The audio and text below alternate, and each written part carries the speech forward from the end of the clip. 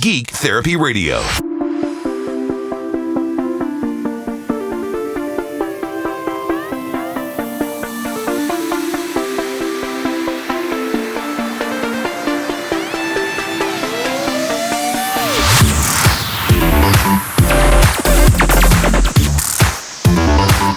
Welcome to the Geek Therapy Radio podcast. You've got your mental curator, Johnny Hamburger. Who else would it be? And my goodness, where do we even start today? There's so much going on in the tech world, really, and a lot of influencers, I hate that word, call this Techtober and Techvember. Tech November. Anyways, it's Techtober because it's October as of recording. So much going on. I made a list of what I want to touch on and discuss in this podcast.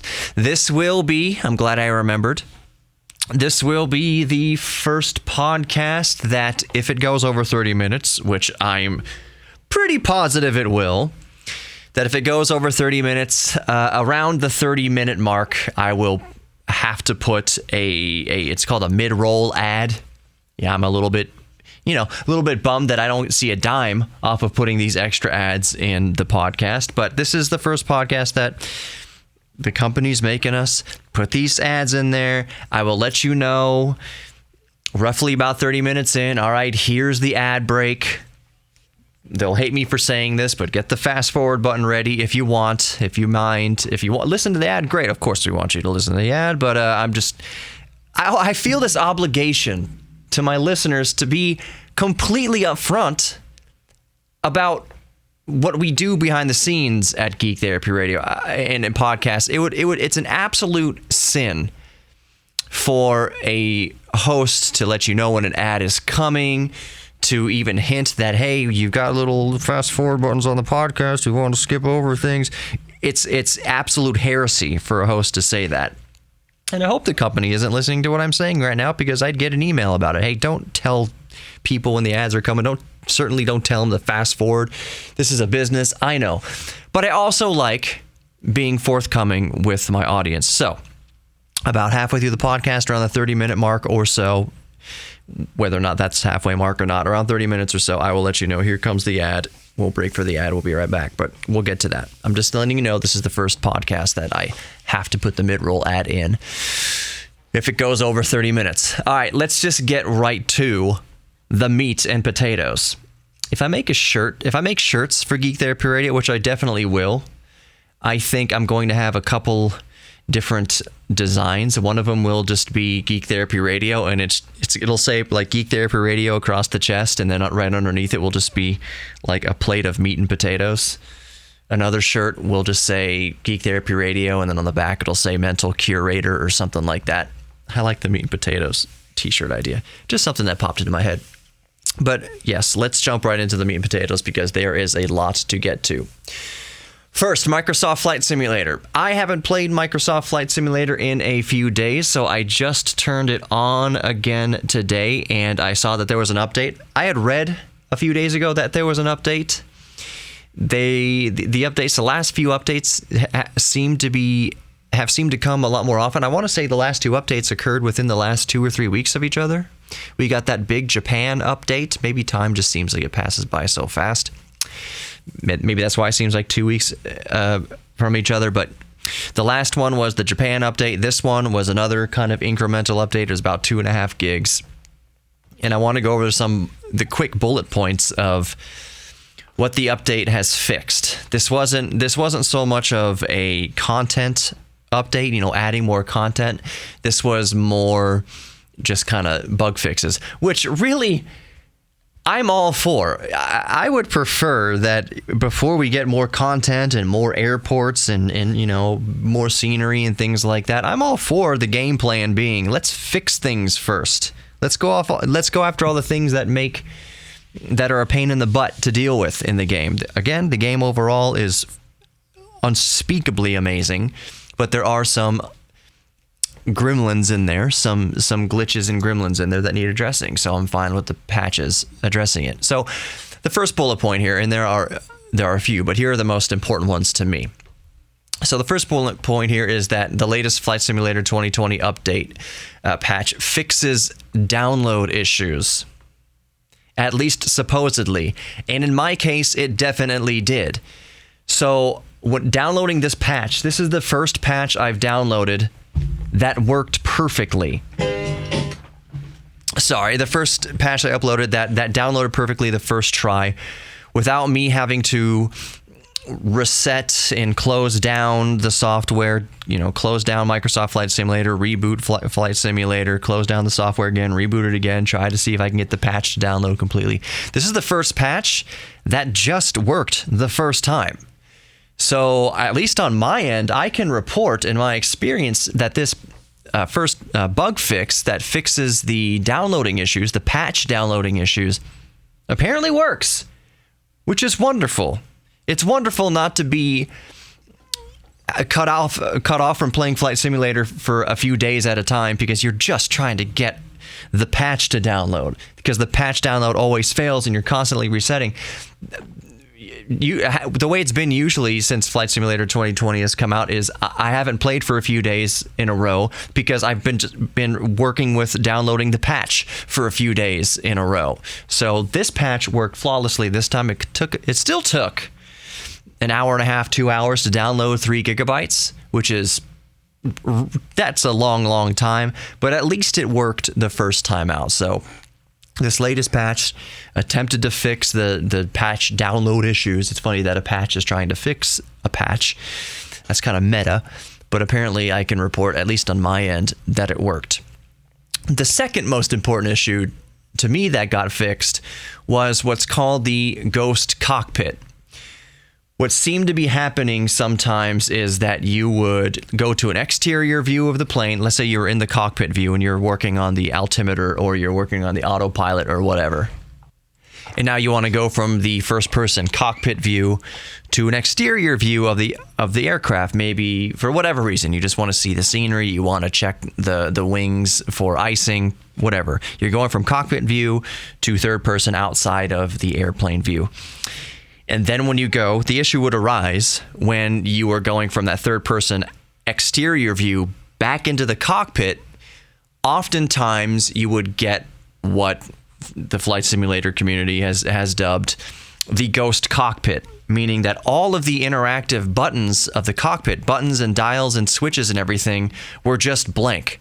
They weren't loaded. Those textures, those visuals, they weren't loaded into the cockpit. You'd still see kind of the basic background and underlay of the cockpit. So, for instance, the altimeter dial or the landing gear switch, you'd see the slot where the switch is supposed to be sticking out of, and you'd see it labeled landing gear, whatever it is in whatever specific airplane, but you wouldn't see the actual lever sticking out of the panel. And that was called Ghost Cockpit. And really, what you'd have to do to fix it is just your plane's still flying. The game has not stopped. It's not paused. It's just you can't interact with anything in the cockpit, which is important when you're flying an airplane. So the fix was just to kind of wait for it, kind of switch it, interior view, exterior view, move the camera around, do whatever, just work on, wiggle things, look around, interior, exterior, whatever, pause it, escape, pause, escape, and try to just wait for or trigger something to make the cockpit controls populate again. It was kind of annoying. It probably happened to me half a dozen times since the game came out, but it was still a big issue. And this patch claims to have fixed that. Now, I've only been playing Flight Simulator for maybe a couple hours since the patch finished downloading and applied. But in those couple hours, I haven't had the Ghost Cockpit. I mean, it's too soon to tell. It's too soon to tell. I'm going to have to play for a few days and put several more hours into it to report whether or not, on my end at least, Ghost Cockpit was fixed. So the next thing on the list that's most important, to me at least, and to many, these are kind of big bullet points. There wasn't a whole ton that was fixed in this update, so really these 4 or 5 bullet points I've given you is pretty much most of it for this patch. The third bullet point here I wanted to bring up was the patch has attempted to fix. I say attempted to fix because we won't know until we play it longer and see if these glitches pop up again. But third bullet point is attempted to fix an autopilot pitch oscillation issue. So what's happening is, and I experienced this as well, autopilot pitch oscillation. What would happen is that your plane, if you had it on autopilot, in my case, when the plane would get close to stalling or would stall or whatever, that instead of kind of a normal recovery, let's just say, because these stalls wouldn't result in, let's say if you have a vertical climb set too dramatically. So if you're flying in a Cessna 172 and you have your vertical climb set to like 1,200 feet per minute, which is too much, especially at higher altitudes, and you would inevitably stall. Let's say you had it set slightly lower than that. Maybe you're a high altitude, it's a Cessna 172, and you set your climb speed to 200 feet per minute. It was just barely kind of too much. What would happen is your plane would pitch up and down, up and down, up and down, up and down. Like it was kind of like riding waves. Like picture the nose of the airplane just very annoyingly kind of going up and down, up and down, up and down, up and down. So this patch has attempted to fix that oscillation issue. I haven't tested this out. It doesn't seem like that difficult of a thing to patch or to fix, so I have every expectation in the world that it is fixed. But it was an annoying issue, and that is one thing that this most recent patch has attempted to fix. In extreme situations with an aircraft, the autopilot will just kick itself off. It'll just disengage. If you are, for instance, if you are really cranking down on the yoke and you're banking hard to the left against the autopilot, at least in the airliners and jets and things, in most aircraft, it just disengages. It says, okay, you obviously, so we don't damage anything, a human being has obviously taken the controls here, and the autopilot doesn't fight you. It just disengages entirely. Anyways, moving on. The last bullet point here I wanted to mention about the Flight Simulator 2020 patch, most recent patch, is that the auto-generated building heights have been reviewed. It just says been reviewed. So auto-gen building height reviewed. So I don't know what to call it. Is it procedurally generated buildings or whatever? Maybe it's not even procedurally generated. The building heights have been famously wacky since the launch of Microsoft Flight Simulator 2020. Most famously, I believe there's a house in Australia. I think LGR even did a screenshot on Twitter of this. There was a house in Australia that was a 2-story house, and apparently it was registered with the city errantly as being 200 stories. So when Microsoft and Bing and everybody involved in working on, all the companies involved in working on Microsoft Flight Simulator are concerned, they check the city's records to help, predict how high buildings should be around different regions of the city. And across these official city records, they came across a house that had an extra 2 zeros at the end of how many stories the house was. Somebody accidentally put 2 zeros after 2 stories. So the house says on this residential street that it's 200 stories. It's just a procedural glitch in the bookkeeping. But that is what Flight Simulator quite hilariously took to be the gospel truth. So he'd fly over this community in Australia, and all the houses are normal. They're just little dots on the ground. And then there's just one house that's just this pencil thin line shooting up 200 stories into the air. It's pretty amazing. So apparently this new patch says the auto-generated building heights will be reviewed, or they are being reviewed. I have not flown over that part of Australia yet. I just have this up and running a couple hours ago. I haven't tried it. But I'll check on that later to see if the 200-story high house is still there. But apparently stuff like that, these kind of glitches, these kind of errors in building heights are being reviewed with this patch. And it even asks you to submit any errors that you might find in your own flying, submit it to Microsoft. So there's that. That's the end of the Microsoft Flight Simulator news. I will say, related though, that I have discovered that there's an airport. I didn't know this for some reason. It escaped my notice. There's an airport like 10 minutes from my house, a small airport, and I'm jonesing about it, and I want to reach out there, and I want to talk to the owner of the airport, and maybe they have a flight school, and maybe I can wiggle some flight training or something out of it, or at the very least, take my son after he's born and just watch small airplanes fly in and out of the airport. Oh, how fun it would be. I'm stoked that I found an airport so close to my house. I mean, I've always seen smaller airplanes flying over the house, kind of nearby the house, but I always just figured, if anybody listening's from Houston, I always figured that was from Sugar Land Regional Airport, which is not too far away, but these planes are kind of low, and I'm thinking they're kind of buzzing the neighborhood, cruising around. Maybe they're on final approach, or they just took off. They're pretty low. Makes sense. Airport right down the street, Highway 6. Neat. Okay, so moving right along with the meat and potatoes. Next on the list is AMD. Intel's dead. Yeah, I'm speaking a little bit, what's the word I am looking for? Allegorically? I don't think, Intel's not dead. But with the new 5000 series of processors, and specifically the AMD Ryzen 9 5950X, Intel, according to AMD, is no longer the instructions per clock champion.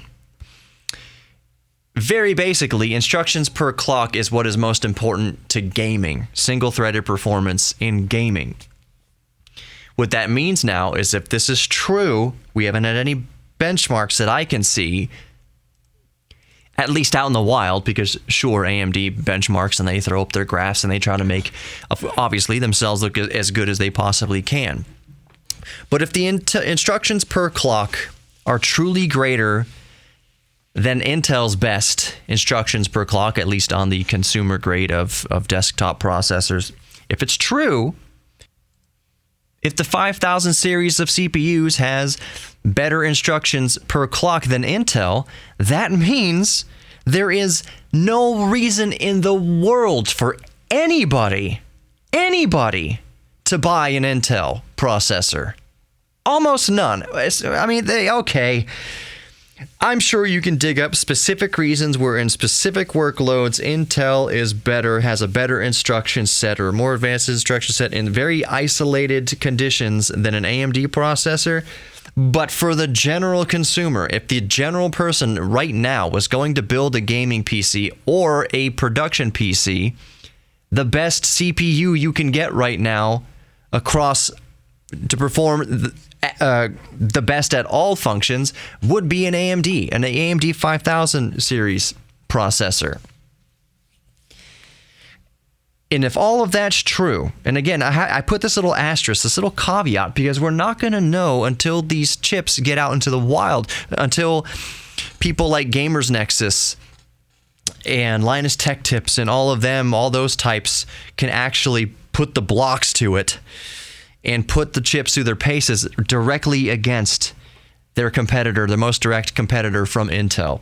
We aren't going to know if all these claims are true. We aren't going to know truly for sure if AMD is the best choice in processor right now until we see the benchmarks and the results in the wild. But we have every reason to believe that this will be the case, and that this should be the case.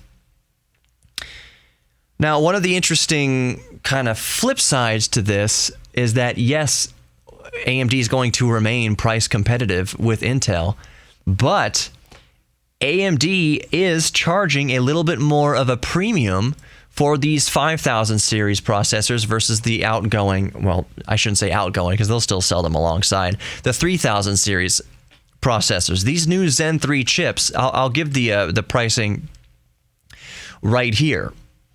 So the new Ryzen 5 5600X, which is 6 cores, 12 threads, a 65 watt TDP, which when you think about it is amazingly low TDP for the power. Base clock 3.7, boost clock 4.6, 32 megs of cache, just like all the 5000 series processors. It comes with the Wraith cooler, but the price starts at $299. Moving up to the 8-core 5800X, which is still in socket AM4, has 8 cores, 16 threads. The TDP bumps up to 105 watts, which is still amazing. The base clock is 3.8. Boost speed is 4.7 gigahertz. Still the same amount of cache. The Ryzen 7 5800X comes in at $449. The Ryzen 9 5900X, which would replace my 3900X. The Ryzen 9 5900X, 12 cores, 24 threads, 105 watts TDP, max boost 4.8, same 32 megabyte of cache, Wraith cooler, $550. Whereas a 3900X cost $500 MSRP. So it's a little bit.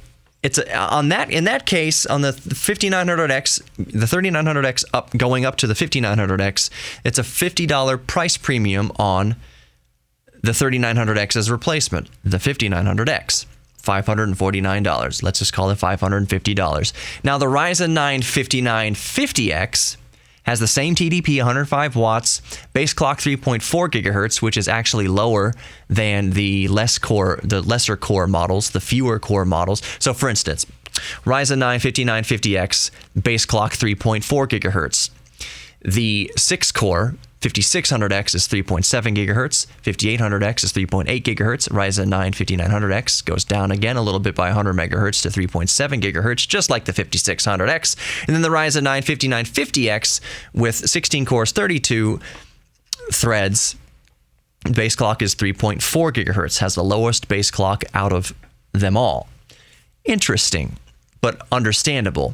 The boost clock, however, on the 5900X, and again, this is before overclocking, and typically with Ryzen processors, overclocking doesn't get you that much gain. It still gets you 100 or 200, possibly 300 megahertz on some cores. I'm talking about normal overclocking with normal tools, not liquid nitrogen and any of that, LN2, any of that. You can typically get on Ryzen processors a pretty much guaranteed 100 megahertz overclock. So, the boost clock of the Ryzen 9 5950X is 4.9 gigahertz. Out of the box, the boost clock is almost 5 gigahertz. It's 4.9 gigahertz, meaning that even with a basic overclock using a decent cooler, I'm not sure the Wraith is going to support it. Maybe it will, maybe it won't. Probably not. But with a decent aftermarket, even air cooler, you could theoretically, I would not be surprised. Let's just put it this way. I would not be surprised to see Ryzen 9 5950X cruising along at 5 gigahertz and even 5.1 gigahertz in some cases. Intel only recently reached 5 gigahertz with an unbelievable amount of brute force. Intel's still sitting by and large at 14 nanometer. Crazy. AMD's at 7 nanometer. Now, it's not apples to apples. It's kind of apples to oranges. We won't get into all the technical specs about why 7 nanometers doesn't actually mean necessarily 7 nanometers, why 14 nanometers doesn't necessarily. But you need to know that the transistors on the Intel are bigger, which means they require more power, which means they put out more heat. So 7 nanometer process at 4.9 gigahertz means theoretically there's more headroom there, more thermal headroom, and overclocking on Ryzen, on AMD, has everything to do with the temperatures. If you can keep the temperatures down, you can overclock more. AMD is super susceptible to that. All its overclocking is pretty much based on temperature. So if you keep it cool, you can boost it up. 7 nanometers, 4.9 gigahertz. I don't see a reason why the 5950X and possibly even the 5900X that sits at 4.8 gigahertz, I don't see why these two aren't cruising along at 5 gigahertz and 5.1, possibly 5.2 gigahertz all day long on a 12 and 16 core processor with 24 threads and 32 threads. Cruising along with that many cores and that many threads at 5 gigahertz to 5.1 gigahertz, possibly 5.2 gigahertz. What a freaking time to be alive if you are a computer enthusiast, if you are a PC builder or a gaming enthusiast, you build your own gaming PCs, you love building PCs. So, oh man, so cool. So the 5950X is $800, $799. All of these prices are a little bit up. Actually, I'm not sure about the 5600X, but definitely I know I have a 3900X. I know the 5900X is definitely $500 more expensive than that MSRP. Let me check right now because I have Google. Let me see what the 3950X is currently going for, because I don't see much of a markdown really anticipated with it. 3950X price. Let's see where it's at right now. What are people charging? So I'm on Amazon. 3950X for $710 currently on Amazon. Amazon is not the only game in town, so let's check other places. 710 on Amazon. Newegg, what's Newegg got for 3950X? We have $730. So it's close. $730 for the 3950X. AMD says that their MSRP for the 5950X is $799. So give or take $50 to $70. We'll see what retailers do. I think that if they're going to have both processors available on the shelves, so to speak, that it wouldn't make sense to price them so closer. And then again, maybe it would. Maybe if someone's in there and they see that the 5950X is only $20 more expensive than the 3950X, and you get all that extra performance out of it, yeah, spend the extra $20. Is it going to be that way, though? Is it going to be that way? We can only actually see what retailers offer the 5950X and the 5900X for when it reaches the wild. We can only wait and see. Sorry, I'm running the radio station at the same time here. Where are we at in time? 26 minutes and 20 seconds. Let me finish up my points here on AMD and the 5000 series of Zen 3 processors before we get to the ad break. The final thoughts here, you might be wondering, okay, it's AM4, what chipset is it going to be compatible with? Do I have to upgrade my motherboard? I'm sitting at B450 or even 470? Is that the enthusiast grade of 400 boards? Nobody should go out and buy a B series motherboard right now. Nobody. If you are building your first AMD system ever or your first AMD system in the last decade and you're going to do a new AMD build, there's no friggin' reason, unless you are just absolutely pinching every penny, there's no reason to get a 400 series motherboard. Zen 3 is definitely going to be compatible with, this is according to AMD, it's definitely compatible with X570, which is what I have personally, and B550 motherboards, which are relatively recent budget motherboards for AMD Socket 4 and Zen 3. B, you can just imagine, stands for budget. So B550. Supporting PCIe Express 4.0 and all that other good stuff. So yes, Zen 3 5000 series Ryzen processors will definitely work with X570, definitely work with B550.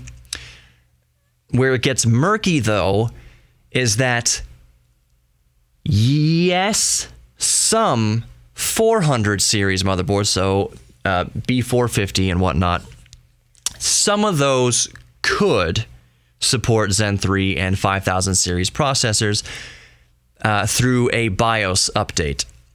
A few months ago, we discussed what a quagmire that would be. That if you had a 400 series motherboard and you wanted to go Zen 3, you can't update the BIOS to support, because the BIOSes are limited in size for the most part. For most manufacturers, the BIOSes are limited in size, so updating the BIOS to support 5000 series chips might mean that it kicks out support for 2000 series chips. So it would be really hard, or even 1000 series chips. Let's say you have one of the first generation of Ryzen processors sitting pretty in your B450 motherboard. Now you want to upgrade to one of the new Zen 3 architecture 5000 series chips, but the BIOS update's going to eliminate compatibility with your 2000 series processor. How would you do that? You would need the 2000 series processor in there theoretically so that you could run the update on the BIOS, and then at that point what would you do? Because then it would say, after the BIOS update, it wouldn't recognize the CPU that's in there. So it's going to be kind of this nightmare ordeal. Possibly possibly what could maybe theoretically happen is you could get right down to the nuts and bolts of a BIOS update and kind of choose. So let's say you're still rocking a 2700 or a 2700X and you want to upgrade now to a 5000 series processor. You want to upgrade to the 5800X. Let's just say you want to go 2000 series to 5000 series, and you're running a 2700. Perhaps when you download the BIOS patch, it'll say you can choose what chip. This is how they should do it. You can choose what chip you're currently running. So, okay, you tell the BIOS update, okay, kick out support for every 2000 series chip and 1000 series chip and whatever you got to do, but keep support for my specific processor so that we can actually do this BIOS update. So it deletes everything. The BIOS deletes all support for every other 2000 series chip except for your 2700X or whatever you have, and then all the 5000 series processors. If it can be done that way, that seems like the most logical way to do it if you are just dead set on hanging on to a 400 series motherboard. Quagmire. Just a mess. That's why I say, unless you already have a 400 series motherboard and you're just crossing your fingers that possibly you can get away with some sort of BIOS update to 5000 series and you don't care about PCI Express 4.0 or any of those extra goodies, unless you're hell-bent on keeping your existing 400 series motherboard, if you're building a new PC, do not mess with 400 series. Go 500 series. Go X570 or B550. Especially if you're going 5000 series CPU, it makes no sense to push your luck and try. Get that cheap $50 B450 motherboard and try to put a big honking like 5950X in there. It makes no sense. So cross your fingers and hope to upgrade an existing system on a 400 series chipset. Sure. If you're building a new system, don't go buy a 400 series chipset. Again, to wrap up the big news there. First, the prices are a little bit higher than the outgoing 3000 series, just a little bit. So for instance, 5900X is $50 more expensive than the outgoing 3900X in most cases. So that's kind of one of the big things to keep in mind here. The biggest theoretical thing to keep in mind here is that if all the benchmarks work out in the wild and they meet all the claims that AMD says they do, and the IPC or the instructions per clock beats Intel is dead. All of this would have been inconceivable just a few years ago. If you would have told anybody AMD is going to destroy Intel within the next 5 years, be like, hey, what the heck? You still running an Athlon processor, AMD? Who the heck is using AMD anymore? Crazy. And then there's those of us like me who thought, man, maybe I should invest in AMD. I hear AMD's rumbling with these new Ryzen things. Should I invest? We'll see how it goes. Oh, Intel's still strong. They got the whole, they got the whole market by the nuts. So maybe AMD is not big enough to go up against Intel. I mean, they're devoted to their graphics and trying to compete with Nvidia. They got a lot of pies in the oven. To go back 5 years and invest in AMD, wow, I wish I did. So if the benchmarks in the wild turn out to be true and back up AMD's claims that they have better IPC instructions per clock than Intel, dun dun dun. That's great news for us, terrible news for Intel. But as I discussed in weeks past, that one of my worries, and I won't spend a lot of time on here because I'll move on to other things. Apple event, high speed event.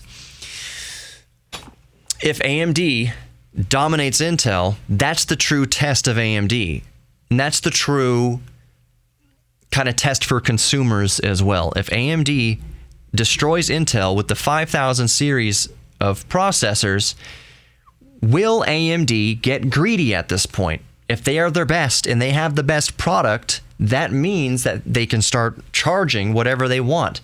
because we, the consumer, will see, well, if you want the best of the best, you're going to have to go for AMD, and they will charge a little premium for it. Have they started to do that here with the 5000 series processors being $50 to $70-ish more expensive than the outgoing 3000 series at launch? I mean, we're talking launch prices for both of these processors. It's the 5900X is $50 more expensive at launch than the 3900X.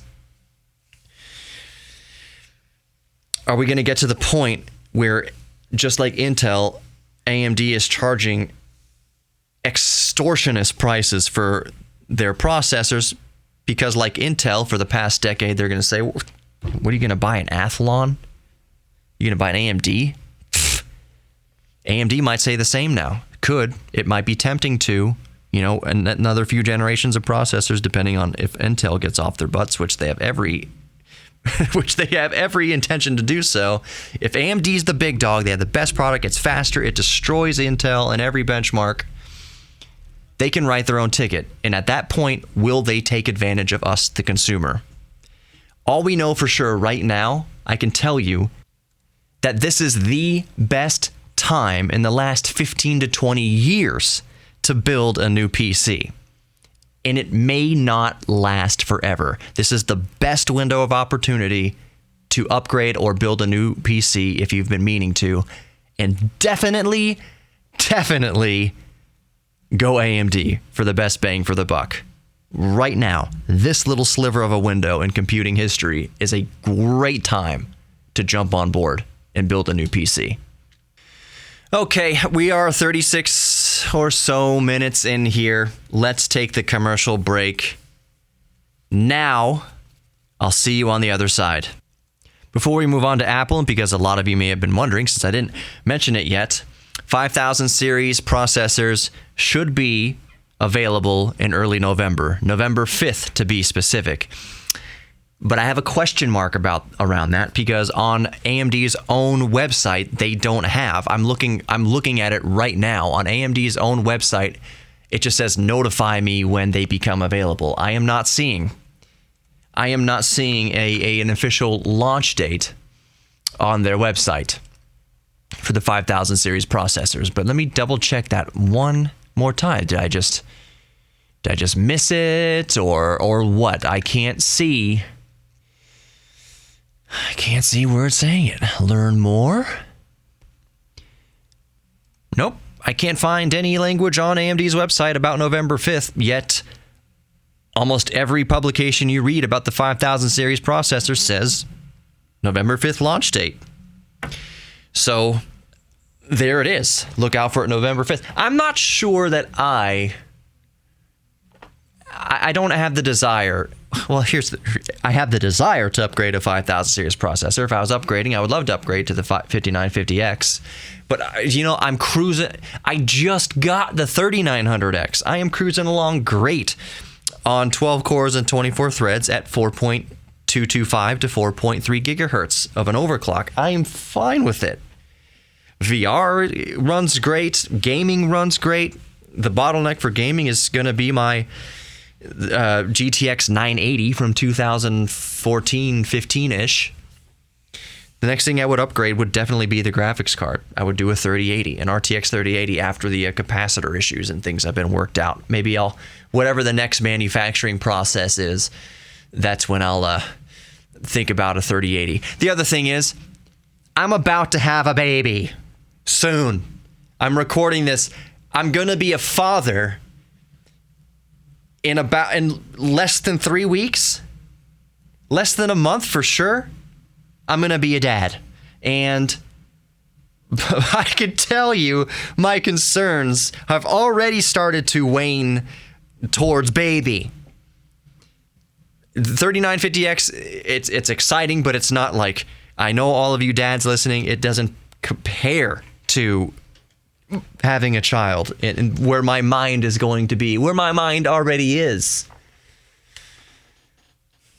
Nothing's going to matter in the world. This is a geek show, not to get too tangential here, but that's what I do sometimes. I promise we're going to talk about Apple in a minute.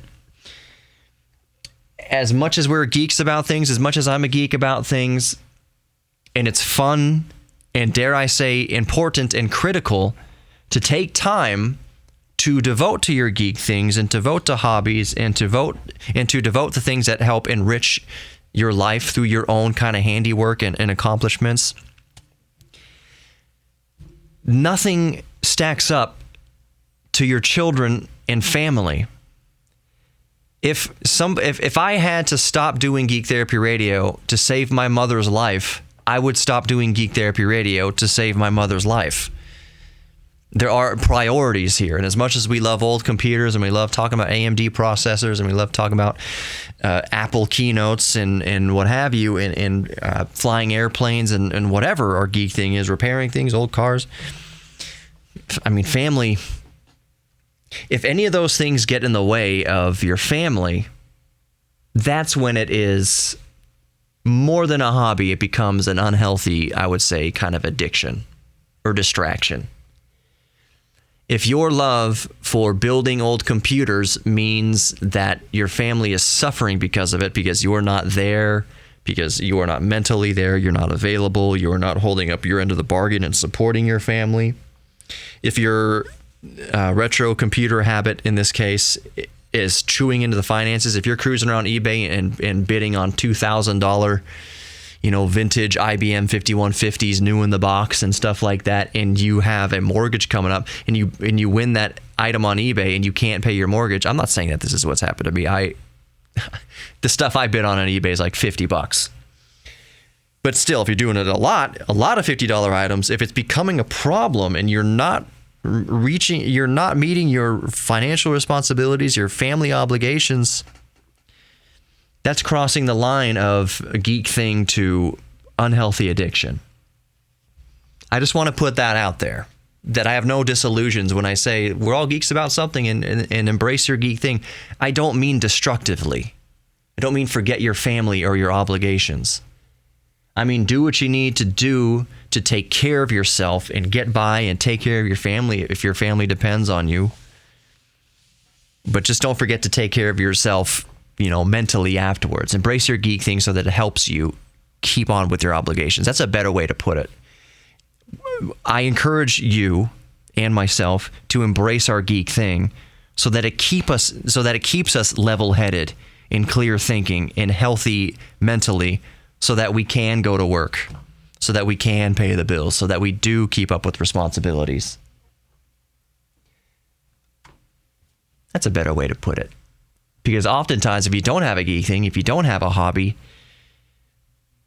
all work and no play, that's not healthy either. That's when people snap. So embrace your geek thing as a means to keep your mind and your body healthy to perform your obligations. Without performing obligations, you can't perform geek things. Without having a job to earn income, you can't buy a 16-bit sound blaster for your 286. It all works together in perfect symbiosis. All right, off the tangent, off the rabbit trail, back to meat and potatoes. Apple. The coolest takeaway for me. So the previous podcast I had mentioned, I went off on a tear. I went off on a rant at how I am so unexcited by new smartphones.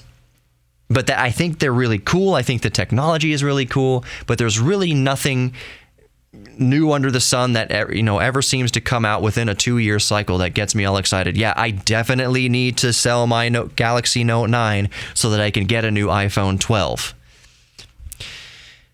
The coolest thing to me in this keynote was definitely the iPhone 12, though. Definitely. I would say that it was excitingly cool. My gut just rumbled. Could you hear that? Maybe not. I'm hungry. I have Mexican food waiting at home. Anyways, stay focused, Johnny. Do I want to go buy the iPhone 12? No. Not in the slightest. Do I think there are some absolutely wonderful features in the new iPhone 12, particularly with the cameras? Yes. If I was shopping for a new cell phone right now, like if I was in that boat, which I am not, but if I was in that boat and I had a 4 or 5 year old iPhone or 4 or 5 year old phone of any manufacturer and said, it's time to I need to update my phone. I need to get a new phone, stay current. I would strongly consider the iPhone 12 in any variant. But in a way, the most strangely appealing iPhone to me. I should just go over the new iPhone family right now, actually, just so that we're clear here.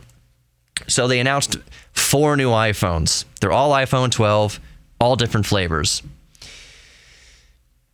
You have the basic iPhone 12, which starts at $799, 6.1 inch, 2532 by 1170 OLED display. iPhone is crazy about these nonconformist resolutions.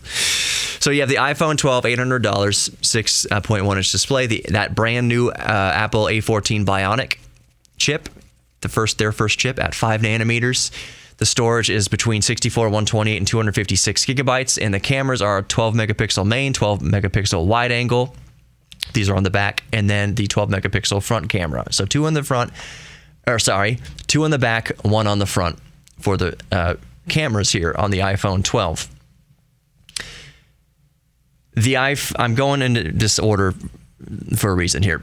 The iPhone 12 Pro starts at $1,000, $999. It also has a 6.1 inch screen at the exact same resolution.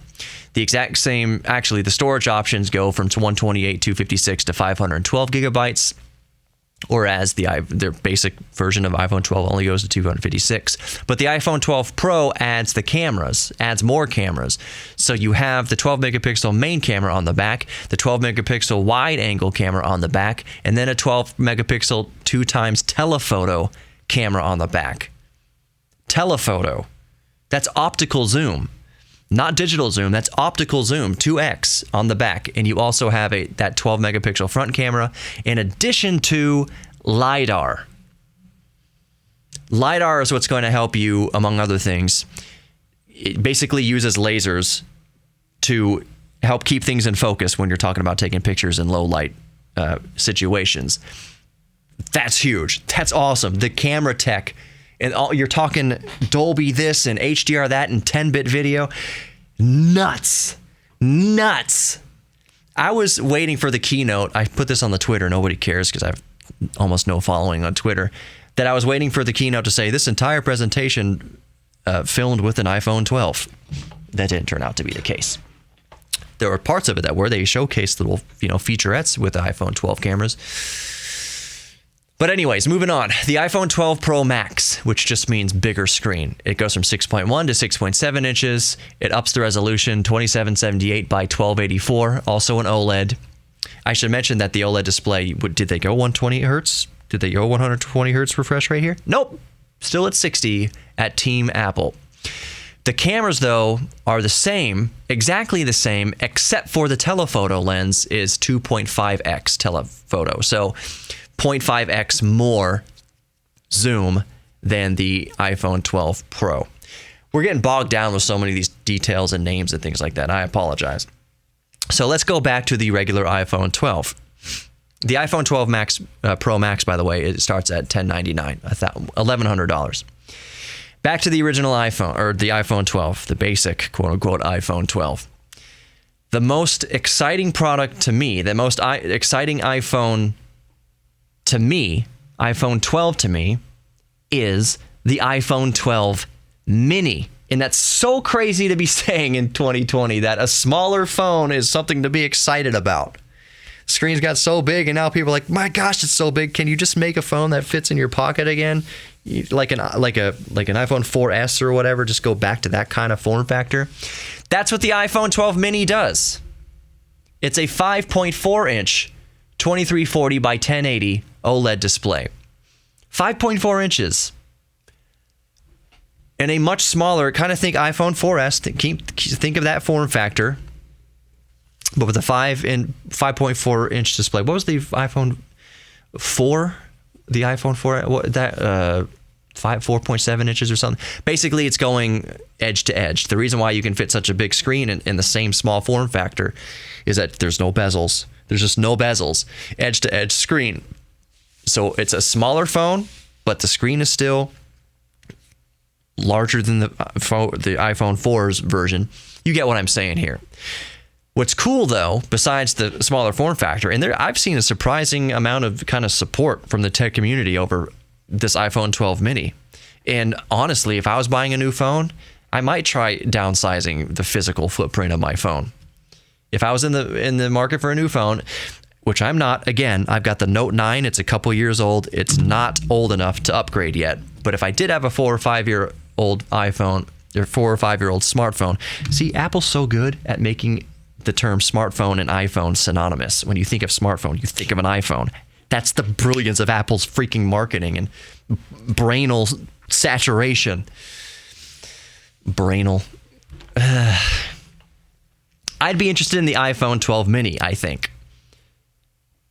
It's not that the cheapest has much to do with it, but it's the cheapest, $699 for the iPhone 12 mini. But you have the same cameras as the iPhone 12. So you have that 12 megapixel main camera, the 12 megapixel wide angle camera, and that 12 megapixel front camera. You don't have the LiDAR, you don't have the telephoto lenses or anything like that, but you have the two, like the main awesome cameras of all the range of iPhone 12s you have on the iPhone 12 mini. And you have the exact same A14 Bionic chip in there.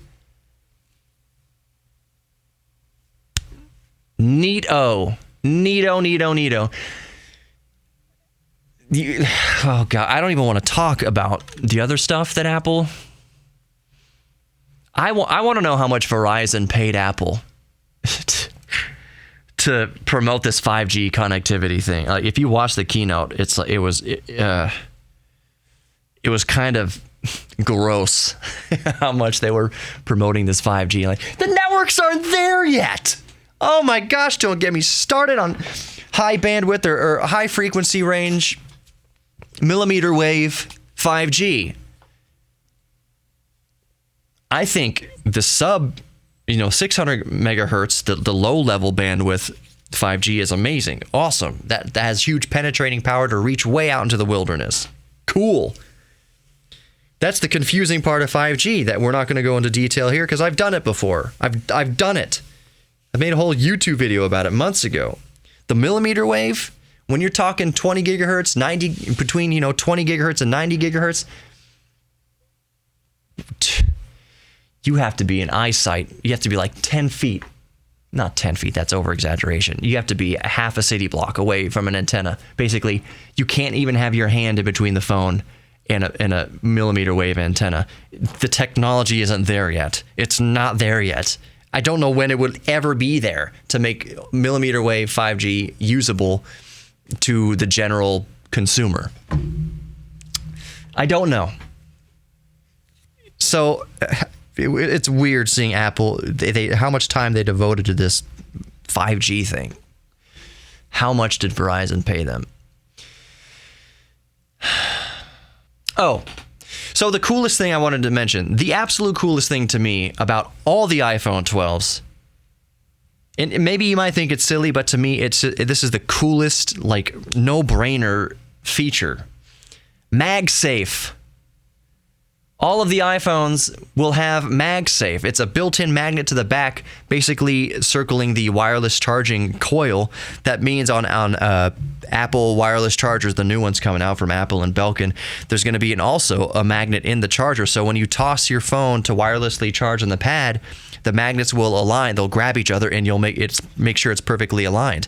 With wireless charging right now on any phone you buy, you have to get it lined up like perfectly to charge the phone most efficiently. If it's off by a little bit, it'll charge slow. If it's off by a little bit more, it won't charge at all. You have to be right directly over the center of the wireless charging coil to make sure that both inductive coils line up. And the fact that Apple just added a simple magnet in there and then a simple magnet into the pad makes that AirPad thing stupid, where they had to try to do multiple charging on one mat, air mat. What the heck do they call it? It was an embarrassment, a freaking embarrassment. I hope it was some 19-year-old, well, no. I hope it was some 22-year-old fresh bachelor degree student sitting there in Apple accounts receivable who's just like, why don't we just put a magnet in both things? It's kind of like the scientists and engineers who are trying to invent a pen that would write in space, a pen that would work in zero gravity without the ink, like going to one end and having enough ink around the ball of the ballpoint pen to actually be able to write like upside down in space. And then a scientist and an engineer's like, just use a pencil. No, duh. I hope it was that moment. I hope a fresh, pimply-faced 22-year-old kid in the mailroom said, why not just put magnets in both things? MagSafe. That's really cool, though. It's really cool. It's kind of one of those really simple, just very simple ideas. It was really cool to see. So there's going to be other MagSafe accessories that Apple showed, like a wallet, a slim wallet that kind of attaches to the back of the phone, which made me wonder about the magnetic strips on the credit cards. And then I was wondering, like, well, who's using magnetic strips to pay for anything anymore? You're using the chip. Whatever. MagSafe, very cool, simple idea. Happy to see it in iPhone 12s. Really neat. What's the last thing? The other, HomePod. Is anybody interested in a $100 new HomePod Mini? Just an Apple smart speaker with Siri and all sorts of different stuff. It uses digital signal processing and audio to make it sound like surround sound and sound better, coming out of a little mini thing, kind of like one of those old Bose Wave stereos, except it's using, what did they call it? They didn't call it DSP, digital signal processing. They called it some like computer learning, deep learning, computational audio is what they called it. Use of an Apple A5 chip to drive computational audio, which will, this is an Ars Technica article, which will dynamically adjust audio depending on the room it's in. It's called DSP. Dolby calls it Dolby Atmos. I mean, the technology exists. It's just Apple can't call it what it is. Computational audio. What's a computer? Are you going to buy a $100 HomePod Mini or a $20 Echo Dot?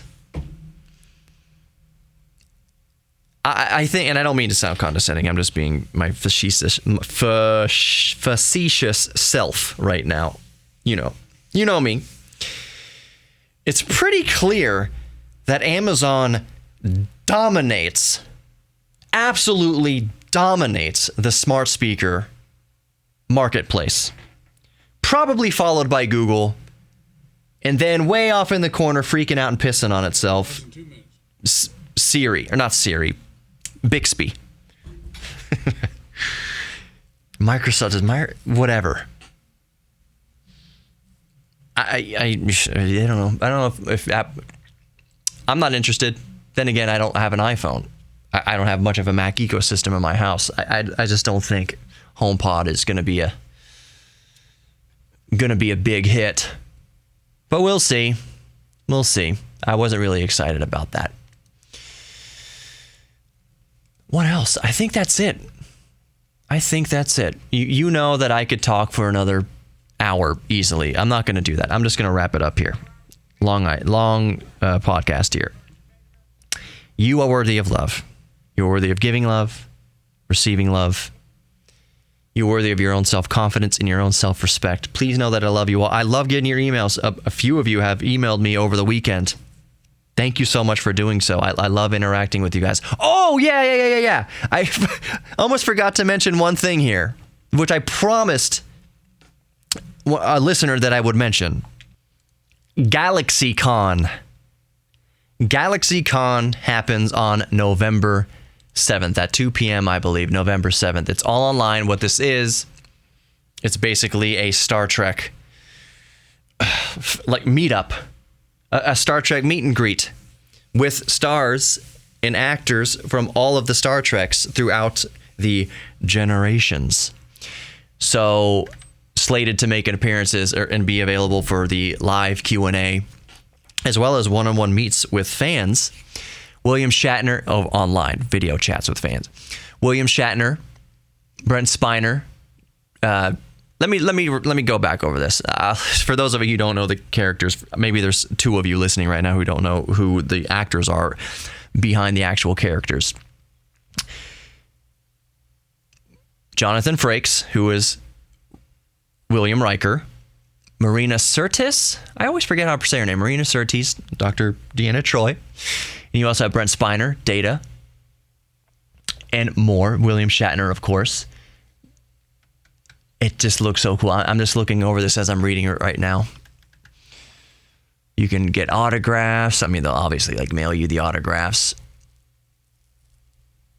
2 p.m. for the live stream Q&A with the cast of Star Trek. I imagine it's going to be like a giant Zoom meeting type of thing. Maybe.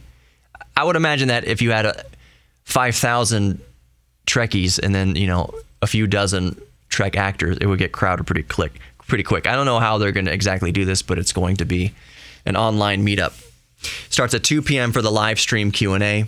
The cast of Star Trek. 3 p.m. starts the one-on-one chat, one-to-one chats with you and William Shatner, or according to the website, your favorite Star Trek TNG cast member. You can also purchase personalized autographs through November 7th. And I just wanted to mention that. Maybe I didn't do the best job in the world selling it, but I will include the link in the podcast description, of course. GalaxyCon. Looks really neat. Really neat. Thank you so much, Edward, for bringing that to my attention and to share it with the audience here. Look for the link down below in the podcast description. Okay, one more time. You are worthy of love. You're worthy of giving love, and you are worthy of receiving love. And you are also worthy of your own self-confidence and your own self-respect. Thank you all from the bottom of my heart for listening. It means the absolute world to me. Keep emailing me. GeekTherapyRadio.com is just the easiest way. You can follow me on Twitter too, and Facebook and Instagram. Just type in Geek Therapy Radio. Look for the red, white, black color scheme. It's all good to go. But if you want to contact me, super easy way, GeekTherapyRadio.com. Slightly more complicated way, GeekTherapy@iHeartMedia.com. That's the email. Goes right to my work desk. But other than that, thank you so much for listening, and I will talk to you very soon. Take care.